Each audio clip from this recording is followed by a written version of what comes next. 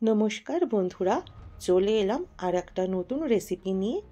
আজ বানাবো হায়দ্রাবাদি চিকেন। একদমই চটপাটা, কিন্তু খুবই সহজে এটা তৈরি হয়ে যায়। তার জন্য কোনো মশলা আপনাদের এক্সট্রা করে কিনতে হবে না। ঘরের যা মশলা আছে সেটা দিয়েই খুব সহজে একদম অন্য রকমভাবে বানিয়ে নিতে পারেন এই চিকেনের রেসিপিটা। চলুন শুরু করা যাক। কয়েকটা মশলা শুকনোভাবে ভেজে নিতে হবে।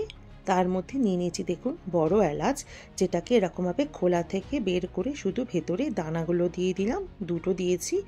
আর আছে শুকনো লঙ্কা, ঝাল আমি এখানে বেশি দিইনি, আপনারা চাইলে ঝাল কম বেশি করতে পারেন। আর রয়েছে গোটা ধনে, গোটা মৌরি 1 চামচ, গোটা জিরে 2 চামচ, ছোট এলাচ, লবঙ্গ, দারচিনি, গোলমরিচ আর একটা জয়িত্রীর ফুল। মিডিয়াম ফ্লেমে এই প্রত্যেকটা মশলাকে ভেজে নিতে হবে, কিন্তু পুড়ে যেন না যায় সেদিকে খেয়াল রাখতে হবে। দেখুন আমি কিছুটা পেঁয়াজটাও ভেজে রেখেছি, যেমন বিরিয়ানিতে বারিস্তা হয় সেরকম। তারপর এবার আমি এই শুকনো খোলাতে এই মশলাগুলো ভেজে এটার একটা ফাইন পাউডার বানিয়ে নেব।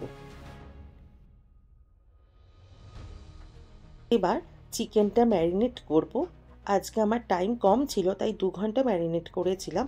যদি আপনাদের টাইম বেশি থাকে তাহলে অবশ্যই ওভারনাইট করতে পারেন। দিয়ে দিলাম 1 বাটি টক দই, খুব যেন টক না হয়, আমি ঘরে পাতা দই দিয়েছি। আর দিলাম 2 চামচ রসুন আর 2 চামচ আদা বাটা, মানে আদা রসুনের পেস্ট। এরপর আমি ফ্রেশ কিছু পুদিনা পাতা আর ধনে পাতা এটা এবার এর মধ্যে দিয়ে দেবো। পুদিনা পাতা না থাকলে কোনো অসুবিধা নেই, আমার কাছে পুদিনা থাকে বলে আমি পুদিনা পাতাটা ব্যবহার করলাম। আর দিয়ে দেবো দেখুন যে শুকনো যে মশলাটা পাউডার বানিয়েছিলাম সেটা থেকে 1/3 দিয়ে দিলাম।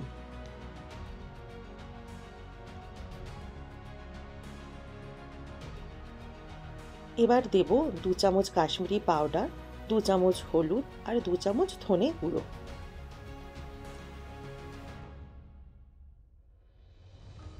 দিয়ে এটাকে ভালো করে মাখিয়ে 2 ঘন্টা ফ্রিজে ম্যারিনেশনের জন্য রেখে দিতে হবে। এবার যে পেঁয়াজটা ভেজে রেখেছিলাম সেটা অর্ধেকটা নিয়ে ম্যারিনেশনের মধ্যে দিয়ে দিলাম। আর দেব অর্ধেকটা পাতিলেবুর রস দিয়ে এবার ভালো করে এটাকে মেখে ফ্রিজে ঢুকিয়ে রাখলাম। এবার পেঁয়াজ ভাজার যে তেলটা ছিল সেই তেলটা আমি এখানে ব্যবহার করছি। আর যদি মনে হয় তেল একটু কম আছে অবশ্যই একটু তেল দিয়ে দিতে পারেন। এবার তার মধ্যে দিয়ে দিয়েছিলাম ছোটো এলাচ, দারচিনি আর লবঙ্গ আর একটা তেজপাতা। দিয়ে যখন একটু সুন্দর গন্ধ ছাড়ছিল দিয়ে দিলাম রাফলি কাটা একটা গোটা পেঁয়াজ, দিয়ে এটাকে ভেজে নিতে হবে। পেঁয়াজটাও ভাজা হয়ে গেল। এবারে ম্যারিনেটেড চিকেনটা তেলের মধ্যে দিয়ে ভালো করে কষিয়ে নিতে হবে।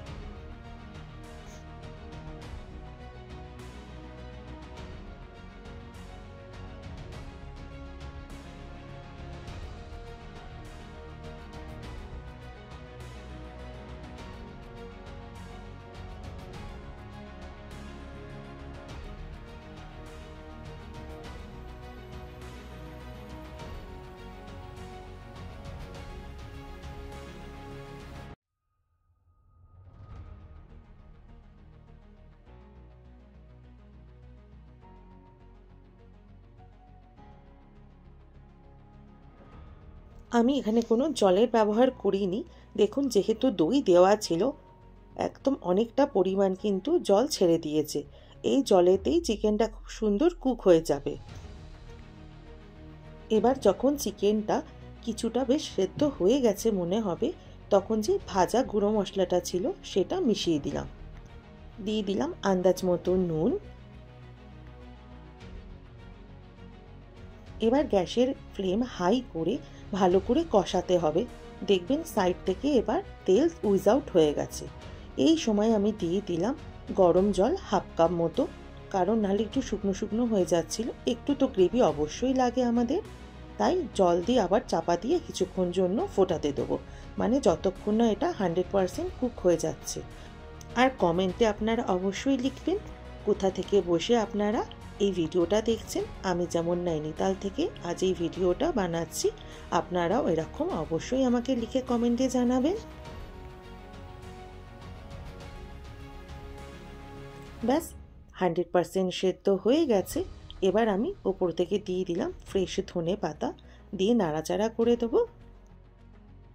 ব্যাস লাস্টে এবার যে ভাজা গরম মশলাটা আরেকটু বাঁচিয়ে রেখেছিলাম ওপর দিয়ে ছড়িয়ে দেবেন, তাহলে দেখবেন এত সুন্দর ফ্লেভার আসছে। আমার বাচ্চাটা তো বলছিল পুরো বিরিয়ানির মতো গন্ধ ছাড়ছে। অবশ্যই বিরিয়ানির মতো এটা গন্ধ ছাড়ে। চলুন আর দেরি না করে বানিয়ে নিন এই হায়দ্রাবাদি চিকেনের রেসিপিটা। দেখুন কি সুন্দর দেখতে হয়েছে।